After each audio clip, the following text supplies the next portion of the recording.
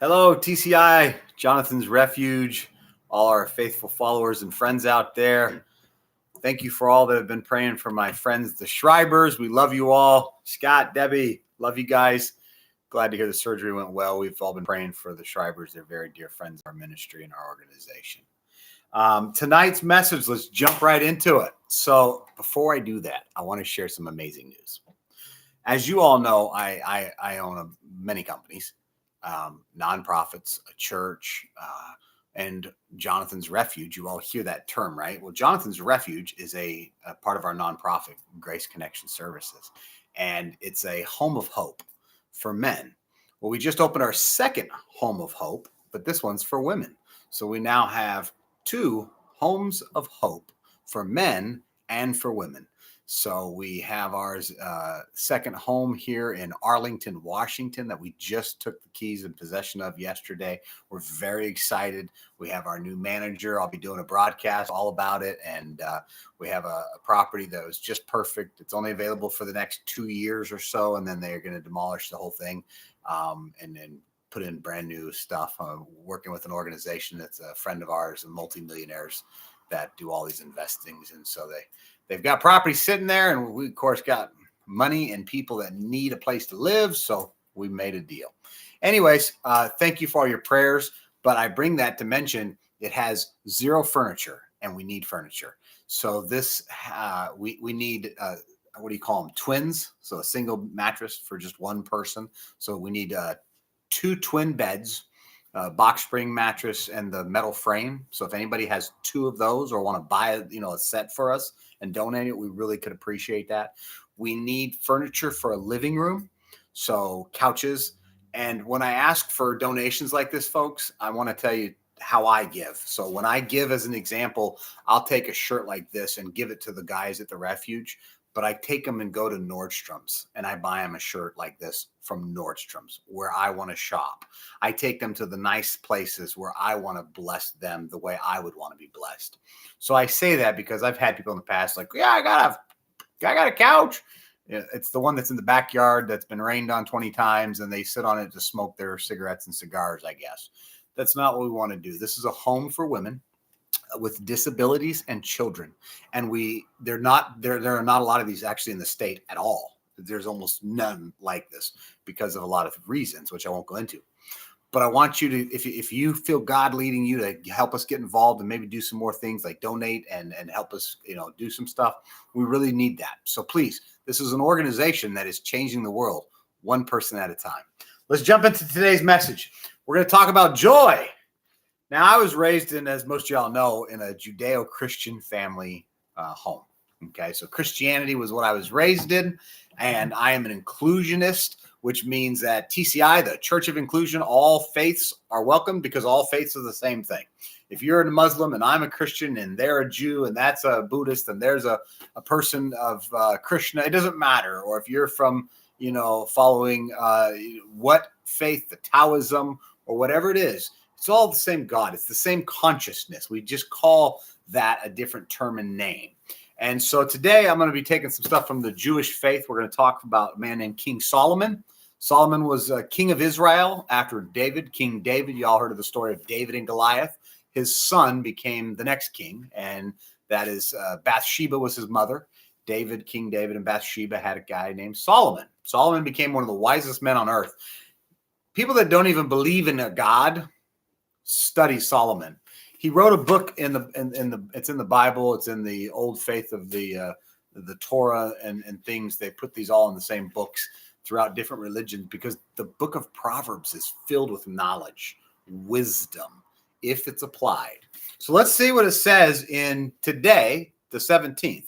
I read the chapter of the 17th chapter because today's the date, the 17th. So I read the 17th chapter for the day. And in my daily devotion with Solomon, I loved this verse, chapter 17, verse 22. It says, a merry heart does good like medicine, but a broken spirit dries the bones. There's another verse that says, a joyful heart heals like medicine. I like that version also. And so what does it mean? What does that entail? Well, that's a good question. Have you ever met someone who's always complaining? All they do is complain. Everything in their life is a complaint. This person took advantage of me. That person did me wrong. That government messed it up. That person got me fired. That family member is the reason I got thrown out. It's always this, right? You know who I'm talking about. And on some of you, you're probably going, I wish you wouldn't do that because I know he's talking about me. Yeah, we point to all the other problems. But here's the thing. When you're pointing, what you need to look at is all of these fingers here that are pointing right back at you because you are your biggest problem. See, my biggest enemy is not someone out there. My biggest enemy is right here, me. I am my greatest enemy. I can sabotage myself. I can destroy myself. I can blow up a situation by allowing my flesh, the man, the idiot, to take over. Instead of thinking with a calm heart, thinking with a just heart, thinking with a joyful heart, as we're talking about today. So when I was looking at today's message and understanding what it talked about when Solomon said, a merry heart does good, I actually went into medicine. I started with a degree in food, nutrition. And I went into studying medicine, not because I wanted to become a doctor, to understand this body, because I had 4 heart attacks, 5 heart surgeries, multiple strokes, 2 massive ones that left me actually permanently paralyzed, having to learn how to walk, talk, and eat all over again. And I wanted to understand all the science behind it. Now, here's one of the things that I discovered that was mind-blowing to me. People that laugh live longer than people that don't.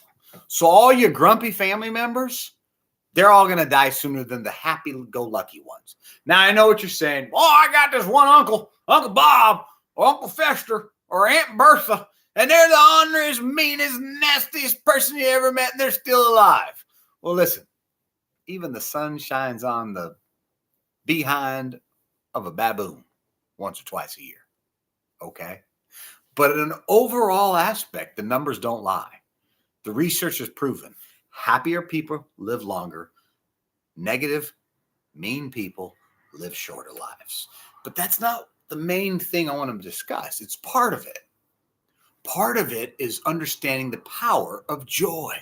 And that's what I want to tap into today. I want to tap into something that's a secret. See, I have a lot of friends that I've talked to you about over the years. People that are billionaires and millionaires and mega millionaires. People who are actresses and NBA Hall of Famers in the NBA multiple times. Not just one guy. He was inducted not just once, but twice. He's in the top 50 of all time NBA players, all time. These men and women have bestowed secrets upon secrets upon secrets to me over the years. And here's one that I want to mention. Joy. See, we've been talking about some things the last few weeks, right? We talked about love. We talked about kindness. We're talking about joy right now.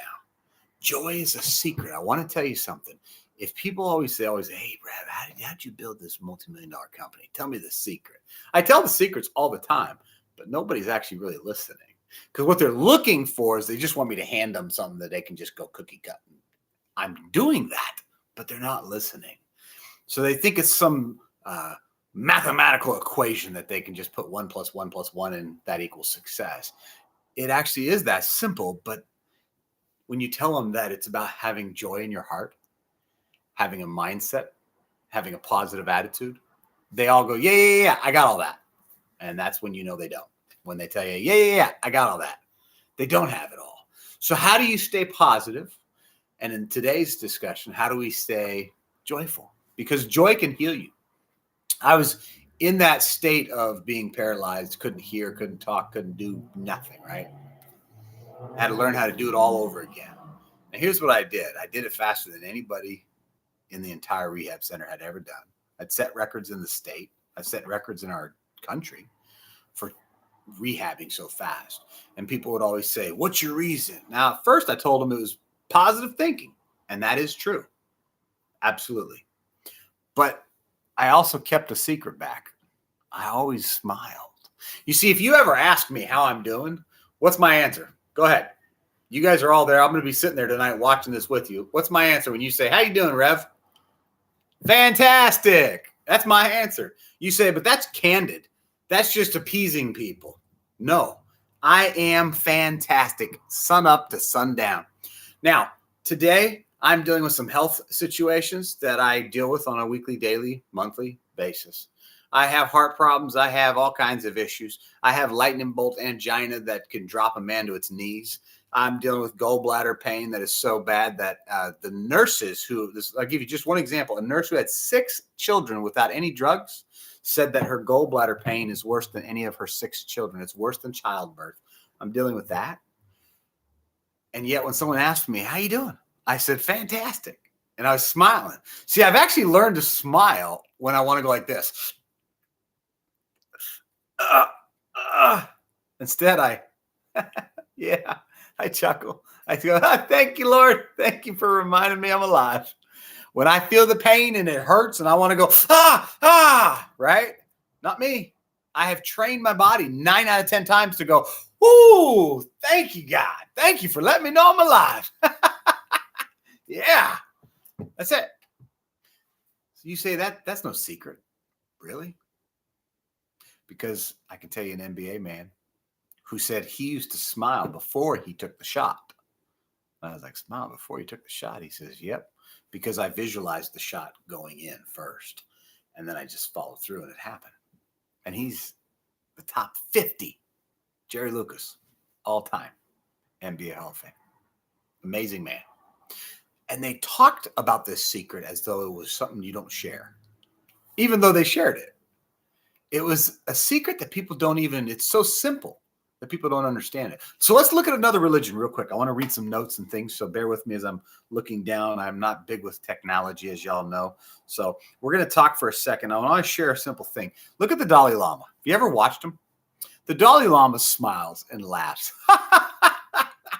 all the time. He's always laughing and he's always smiling. In the middle of a crisis, he's there with presidents and prime ministers on all sides of the table. And there's the Dalai Lama. And they're talking about how multiple murders just happened or genocide of a country. And what does the Dalai Lama do? He's always got a joke. He always has a joke and a smile and laughter in his heart, even when there is something horrific like a genocide of an entire nation. This man is smiling and laughing. So you need to listen to why does he do that? That's a good question. He's not just using it as empathy with people around him. Laughter connects us to the very universe itself. Listen to that. Laughter connects you and me to the actual universe. The universe is God. The power is the universe, the consciousness. That's why Edison, people like Bill Gates, people like Apple's creator, Steve Jobs, and other great men and women throughout history, Madame Curie and other great examples, have accomplished such greatness. If you read their memoirs and their notes and their letters, you know what they all say? They tapped into something. Tesla himself said there was almost like this, I could feel like waves, microwaves coming in and out of my head at times. And he literally would discuss that. Steve Jobs said the same thing. I was meditating. Steve never believed in even a God. He says, I was meditating. And during the meditation, I got this amazing, he called it a vision. And that was Apple. So there's a place where you can spiritually connect with the universe. Okay? And that connection is through joy. So let's discuss this as we go a little further. So we just talked about how the Dalai Lama, he is not using his laughing and jokes as empathy for the people around him, but instead it's connecting him to the universe and the power therein. Now, there was a little boy, and he asked his father a question, and he's from India. Here's what it says. Father, explain to me the mystery of Brahman. Then his father spoke to him of the food of the earth, of the breath of life, and of one who really sees. Who really sees. Hear that. And of the one who really hears. Of the mind that knows. And of the one who truly speaks. Then he saw that Brahman is joy. Now, I know you're thinking, well, what's Brahman? Okay, well, let's define the word Brahman. Here's what it means. It is a central concept of the ancient scriptures in the Vedas, which is the faith, one of the largest faiths over in India and many places in the world. And the word Brahman is derived from Sanskrit word Bra, meaning to grow or to expand. It's understood to be both that which grows and that which causes other things to grow. It is the omnipresent and eternal source of all that exists in the universe. And it is therefore present in everything, every person, every molecule, and every atom. It is the universe. It is God. Now that's powerful, because what's interesting when you look at this is simply this. In other words, the universe exists because of divine joy. Hear this again. The universe exists because of the divine joy. Joy is the human's noblest act. As I was preparing these notes today and reading over the different aspects of this, one of the things that caught my eye was this when I was looking at the Upanishads. It read like this: he who knows the joy of Brahman fears no more. You see, joy is the secret to a long life, a healthy life, a happy life. Laughter has proven that it'll lower blood pressure. Princeton University did a great study. Harvard Medical School has done 24 studies on the subject alone of joy and you're lowering your blood pressure and your A1C for diabetic people. Joy can drop your numbers. Yeah, I know it's funny, right? My wife actually watches comedies all the time. She's not a TV person. It drives me nuts sometimes because I'm like a TV person. When I'm into a show, I want to watch the show and I want to see every part of the show, and I don't want any distractions from people around me. And my wife, she like lives on her cell phone, right? So she's doing this stuff and she's always working and texting and socializing and social media and all these things. And I'm like, babe, did you see that? She's like, well, yeah. Oh, okay. Drives me nuts. But when she does watch shows, here's something she does. She likes watching comedies. So when we got together, for me, I love old mob movies. You give me a movie about my life and the previous world I lived in, I like that. And most of those movies, it's all BS. It's all make-believe, and it so doesn't happen any way that the movies show it. And to me, it's a comedy. So I'm like, hey, The Godfather, that's like a comedy, okay? Goodfellas, that's a comedy. You're like, wait, don't they like whack a bunch of people and kill? But yeah, but it's hilarious. My wife said to me one day, could we make sure the last movie we watch at night together is a comedy? Now, you know something? There's science now that proves that if you go to bed watching a comedy instead of news or a show that's drama-filled intense, you'll sleep more peaceful. You'll lower your blood pressure. You'll lower your stress levels. You'll lower your A1C by more laughter. If you want to increase your life's power, your life's source, start laughing. I know you're like, that's fake. No, it's not. You see, when I was earlier asked if I was doing okay, I wasn't physically. So when I said I was fantastic, I was actually speaking those things that were not as though they were, which simply means I wanted to feel fantastic. I was in severe pain. But to tell someone I'm in severe pain is going to get them to tell you, oh, I'm so sorry, you're not feeling good. And then they'll want to talk about it to make you feel a little better over for a few minutes. And then you'll talk about it more. And it's a spiraling conversation that just keeps going negative. Stop it. No one needs to hear it. You don't need to know about all the bleeding and all the bruises and all the pain and all the pills and all the zip, and stick with this. Man, I'm fantastic. And I tell them how I want to feel. Now, because of that little attitude adjustment that I learned to do from Dr. Peel at a young age of 6, I'm fantastic. In doing this, that, my friends, is why almost all of my doctors believe that I'm alive. I should have died. I mean, I've died 3 times in the hospital. I shouldn't be alive. And I'm not talking about the gunfights and all those things. I'm talking about physical health problems with all the heart conditions and all the meds and all the problems I have. I should be dead. I have lived way past more death dates than most people ever hear of in their lifetime, let alone have. And the reason? The joy. The joy of the Lord is in my heart. The joy of the universe is in my heart. The joy of life is in my heart. You can focus on the negative. Are you losing a family member? Is someone dying right now? You can focus on the negative, and it's easy to do so. I've lost a child. That pain is never less, just so you know. It doesn't lessen over time. The pain hurts just as bad at that second that I thought of it than the day I heard it. But I choose to focus on the good. So I focus on that. And I smile more. And then in smiling, my blood pressure's lowered, my health's improved. My ability to make people want to be around me is a lot nicer. See, I don't want to be around grouches and grumpy people. If you're grumpy and you're grouchy and you're always complaining, you and me, we're like magnets, never going to come together. Not me. I don't care. Life's filled with all the problems. Keep it to yourself. I got enough of my own.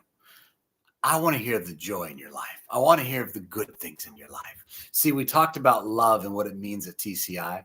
Then we talked about kindness and what that means. Now we're talking about joy. You're starting to see a pattern. I'm taking us through a series here that's coming. Okay. But today's joy is a secret ingredient, and it should become your secret weapon. So as I close this out, your boss, the jerks to you, go in with a joyful spirit. Make a joyful noise, meaning change your attitude around your enemy, be it a boss, an employee. Change your attitude to be a joyful attitude. You're like, no, you don't understand. This guy's a jerk. I do understand, actually. So go be this joyful person to the jerk. Watch how fast that whole environment changes. Watch how fast you become friends with the person. Watch how fast the situation clears itself up, how they get fired and you don't. Watch how fast your spouse improves, your child improves, your parents improve. This technique of joy and being joyful can transform your entire life. It doesn't matter what part of the world you use this in. Joyful people are always desired. That negative nanny, that mean person that's griping and complaining about every person, taking advantage. Do you know what the president did today? I don't know, probably, and I really don't care. Well, you should care. The whole world's falling apart. If I cared today, did it stop anything from happening?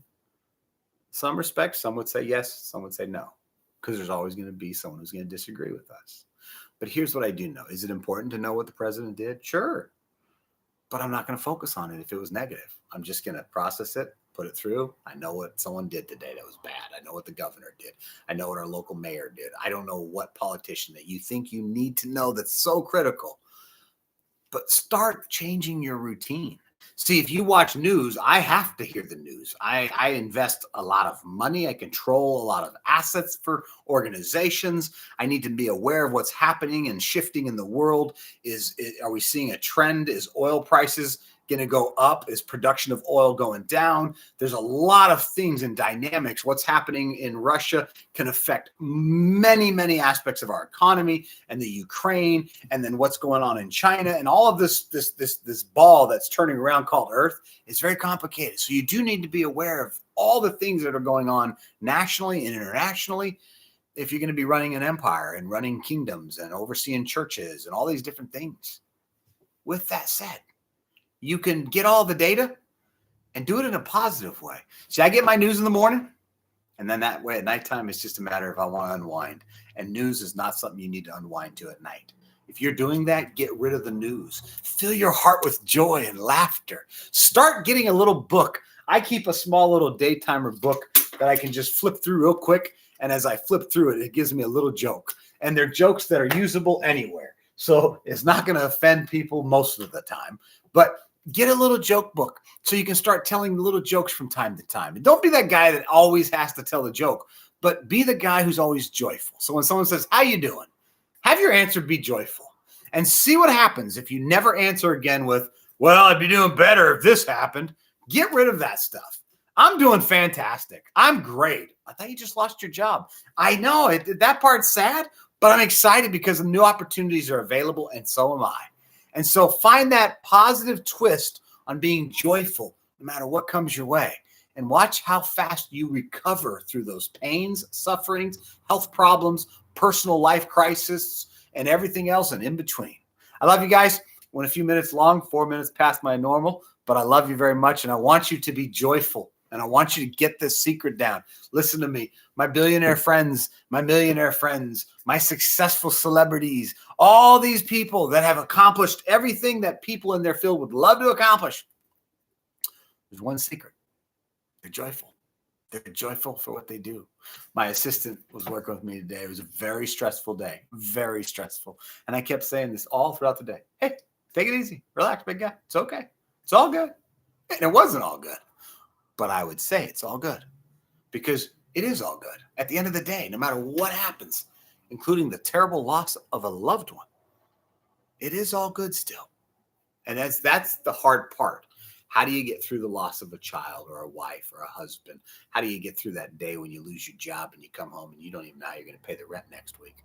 I've been in all those situations. And I'm telling you, the only reason I got out of them quickly is because of my attitude. The longer you sit in that spiraling hole, you got to still come back out. There's an old saying in mountaineering we use.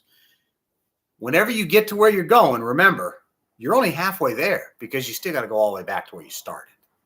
So when you're in that negative spiral, when you stop, you're only halfway there. You still got to come all the way back out of that hole. So let's not dig too deep. I love you guys. Live positive. And make sure this week, as you're living positive, to be joyful and let the joy of the Lord fill you up.